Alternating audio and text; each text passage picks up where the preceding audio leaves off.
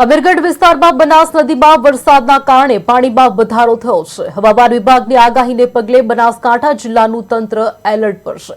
Amirgadh PI SK પરમારની સૂચના હેઠળ નદી કાંઠે અને બનાસ બ્રિજ ઉપર પોલીસ બંદોબસ્ત ગોઠવાયો છે। નાગરિકોને બનાસ નદીમાં પ્રવેશ ન કરવા માટે ખાસ સૂચના અપાઈ છે। અનિચ્છનીય ઘટના ન બને તે માટે અમીરગઢ, ઇકબાલગઢ અને આસપાસના વિસ્તારોમાં સુરક્ષા વધારવામાં આવી છે। 28 કલાકમાં હવામાન વિભાગની આગાહી મુજબ બનાસકાંઠા જિલ્લામાં ભારે વરસાદ પડેલો છે। એમાં પણ ખાસ કરીને જે સરહદી વિસ્તારના તાલુકા છે તેમાં જો વરસાદની વાત કરીએ તો છેલ્લા 27-28 કલાકમાં વાવ અને થરાદમાં 13 ઇંચ, ભાભરમાં અંદાજિત 16 ઇંચ તથા સુઈગામમાં 17-18 ઇંચ કરતાં પણ વધારે વરસાદ પડેલો છે। વરસાદની આગાહીને ધ્યાનમાં રાખીને આજે તમામ જે જિલ્લાની શાળાઓ, આંગણવાડીઓ તથા તમામ શૈક્ષણિક સંસ્થાઓને બંધ રાખવા માટેની સૂચના આપવામાં આવેલ છે। આ ઉપરાંત હાલમાં 500 જેટલા લોકોનું સ્થળાંતર પણ કરવામાં આવેલું છે।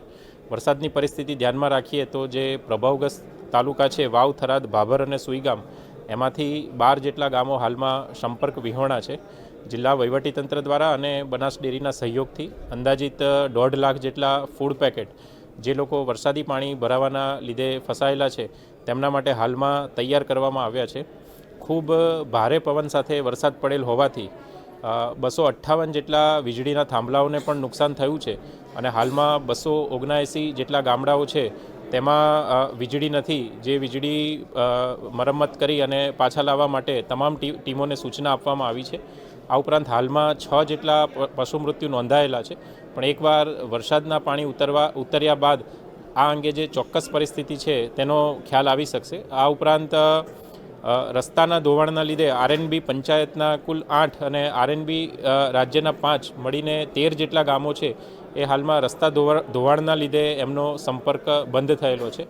હાલમાં જિલ્લા કક્ષાના તમામ અધિકારીઓ, એસપી શ્રી, ડીડીઓ શ્રીની હાજરીમાં અહીંયા થરાદ ખાતે મિટિંગ રાખવામાં આવી છે અને તમામ જે વિભાગો છે, RNB state, RNB panchayat, CDHO, ખેતીવાડી, એનિમલ હસબન્ડરી, તમામ પ્રાંત મામલતદાર, ટીડીઓ તમામને એલર્ટ માટે જે ફસાયેલા લોકો છે તેમના તાત્કાલિક રેસ્ક્યુ કરવા માટેની પણ અહીંયા સૂચના આપવામાં આવેલી છે।